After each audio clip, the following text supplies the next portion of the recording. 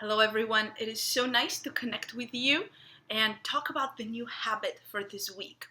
Unlike the previous habits that have been very food or walking oriented, things like plan and shop, chop and prep, get your meals ready, know what you're gonna eat, be a label detective, walk after meals. This habit is the first one that actually addresses your lifestyle.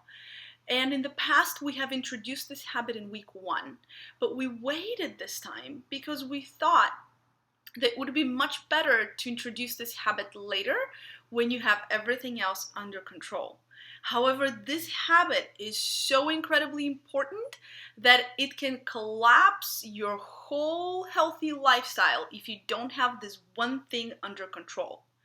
Get this one thing under control, and a myriad of lovely health benefits will open for you. Now, it's not a supplement. It is sleep. And sleep has two components. One of the components is the actual time spent in bed and the quality of that time. That's what everybody thinks as sleep. The other component is what we call light hygiene. And as a whole, we talk about sleep hygiene. So think of sleep hygiene sort of as this awareness that anything you do throughout the day is building you up for a healthy night's sleep, not just going to bed and getting up. A healthy night's sleep is made all day long. So you're investing in these other habits throughout the day that will pay off in a good night's sleep. There is a lot of resistance here. A lot of people will say, I'm not changing the way I sleep. And they will give me a list of excuses. I understand if you have a toddler sleeping with you, if you're breastfeeding, these are seasons of life that have their limitations. But if you can change something about your sleep environment that you know you can, but you have just been unwilling to, take that into consideration, whatever that is in your life right now. I'm going to start with the habit this week and what we want you to do. So for the next 3 days, so if you watch this on Monday or Tuesday, for the next 3 days, log your sleep. Log what time you go to bed and what time you kind of think you fell asleep, and then what time you got up. This is easy for most people at the getting up end because you usually have an alarm. However, the going to sleep is not as easy, but just do as best as you can. Even if you have a sleep tracker like a Fitbit or a Jawbone or your iWatch, whatever is tracking your sleep, still write that down because those can be inaccurate. They're looking at your movement and technology isn't perfect. So if you know that you went to bed and read for an hour and a half and then fell asleep, that's very different from you went to bed and you just didn't move. So your tracker thought that you were asleep. So track that for about 3 days and figure out how long you are sleeping. So say you track and you figure out you're sleeping 6 hours and 45 minutes on average.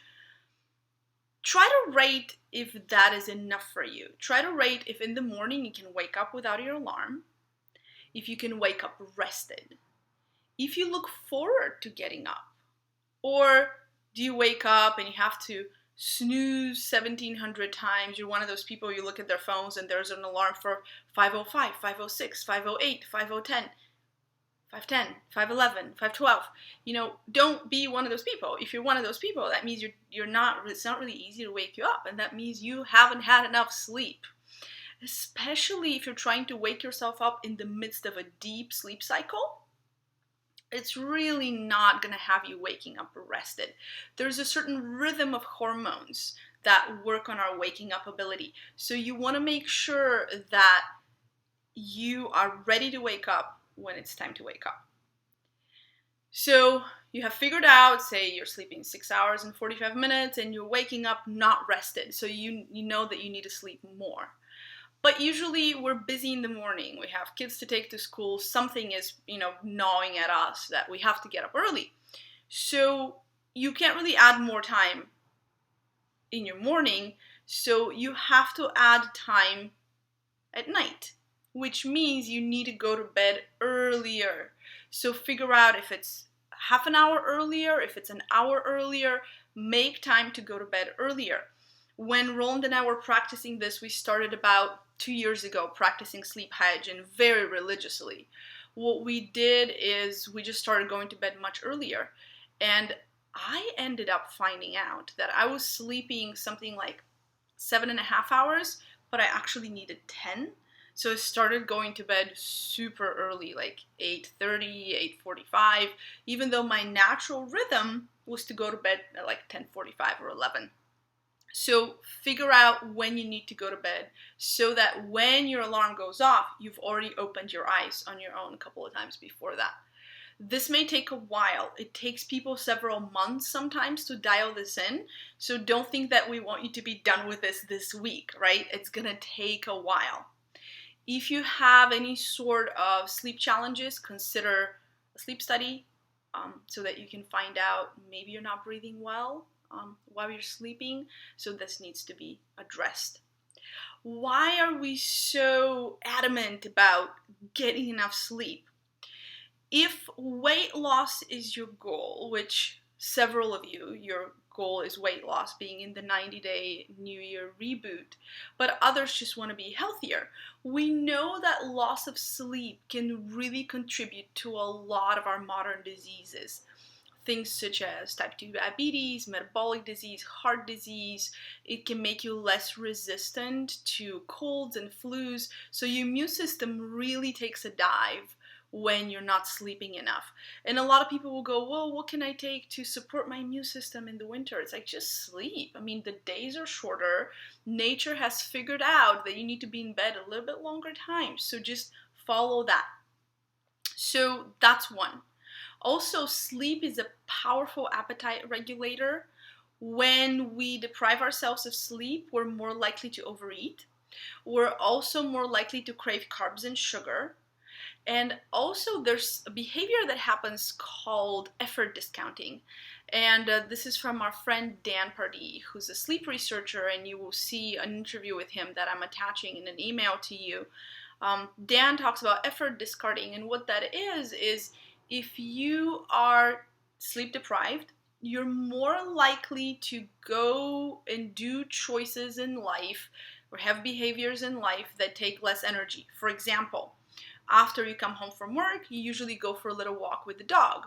However, that takes a lot of effort, so you're not going to do it. You're going to ask your kids to walk the dog and you're just going to sit on the couch.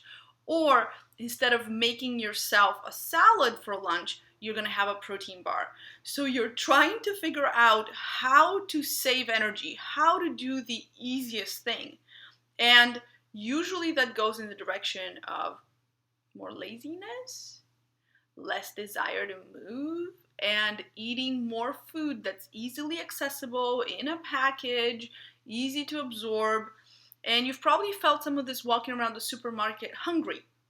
You're not thinking, wow, I'm starving. I'm going to buy this steak and I'm going to go home and make it. You're walking around the supermarket going, what is the closest packaged thing that I can get, that I can eat while I'm shopping, right? You can't wait because you're tired or because you're hungry. So same thing happens to your behaviors when you're not sleeping enough. You want to make sure that you're getting enough good sleep so that you can be in control of your behaviors instead of your behaviors being in control of you. Lack of sleep makes you insulin resistant, which means that your body is going to take more insulin to transport glucose into your cells, which over time can cause diabetes, but also can make your metabolism the same as a type 2 diabetic. Just one night of sleep deprivation can do that. So your metabolism isn't something that's steady. It's not like, oh, I'm healthy, so I'm healthy all the time. If you did not sleep enough, you are going to react to blood sugar the same way as a type 2 diabetic, even if you're regularly healthy. Does that make sense? You have a healthy reaction to food, and then there's an input in the system that creates a different reaction. And the more often you go in these unhealthy reactions, the more your body just gets taxed. And over time, you start having unwanted side reactions, side effects, such as, your belly circumference is increasing, or you're starting to see a little bit more fat here, you're just feeling heavy, you don't have energy, you have an afternoon slump around 3 o'clock, so now you need to pick me up like a little cappuccino and some brownies. It's just easy to start getting in that loop when you're not sleeping enough. So the other component of sleep is the sleep and light hygiene. So one thing is to figure out how long you need to be in bed, and just go to bed and be in bed. You can only get as many hours of sleep as you're in bed. You're not going to improve your sleep if you're not in bed. And it's kind of a common sense thing, but if you want to sleep for 8 hours, you need to be in bed for at least 8.5, right? So figure out that time in your schedule. Let your clothes pile up. You can fold later. Go get some sleep. So that's one. The second thing is to start setting up your light rhythms. Your body has specific hormones that are responsible for making you tired and giving you deep restorative sleep at night. Those hormones cannot get produced unless you are spending time in nature or time outside in a way that is balanced with the light cycles. So there's a master clock in your brain that also takes care of all the master clocks of the other organs. And that master clock responds to what is the weather outside, what's the light outside, what's the season outside. So you may want to make sure that you get some bright light every single day. We know that at least 30 minutes of natural blue light outdoors is incredibly important to get every day in order to have healthy sleep cycles and also to have good mood and energy. Now, if you live somewhere where it's gloomy and gray for a few days, every week, maybe you're not getting enough blue light. And that's why you can get a little blue light at home, a little actual blue light emanating machine that can create that light for you for about 30 minutes in the morning. I have one right here. I'm going to turn it on and I'm going to turn the camera towards it so you can see it. See how blue it is? It's super, super blue. So that blue light, you can sit in front of it, and I just do my reading in front of it in the morning for about 20 minutes, 30 minutes, and it's lovely. So this blue light is super easy to get. You can get one on Amazon. I'll give you a link so that if it's really, really gray outdoors, you can help yourself with that. And that's going to start setting your light rhythms in a healthy way for the day. Then what happens when the sun goes down is all the lights at home need to be dim. So you need to dim the lights, no bright lights whatsoever. And if you have a hard time with that because your family doesn't agree, or you just don't have that ability because all of them are, fluorescent lights, people have different homes, you want to get some blue blocking glasses. And those are yellow glasses that just make everything kind of look yellow. They take the blue spectrum out because the blue spectrum wakes you up and the yellow spectrum kind of calms you down for sleep. Does that make sense?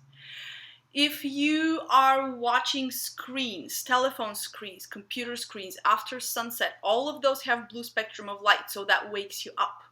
And you want to make sure that you dim those as well. There are special programs that are blue blocking programs for all of your devices, such as f.lux. You can install those programs and you can start really getting in that rhythm of natural light blue in the morning and throughout the day, yellow at night. And there's been plenty of studies that just even watching your phone close to your face at night before going to bed can disrupt your sleep rhythms. So make sure that you keep good light hygiene, blue during the day, yellow at night. And all of your devices are blue, so you need to figure out some way to yellow them out. Something that we do is we wear the blue blocking glasses at night, and it's been working really, really well. I used to have to take a nap in the afternoon. That no longer happens. It seems like my sleep is down to a shorter time, like 7.5 hours, 8 hours, and it's really restorative versus before I would sleep some long days, some short days, and that was really, really disruptive. And that's about it. Figure out your light rhythms, get enough time in bed. Make sure that your bedroom is a good environment for sleeping, that it's not too loud or there's no artificial light in your bedroom. Your bedroom needs to be dark and cool and pleasant to sleep in.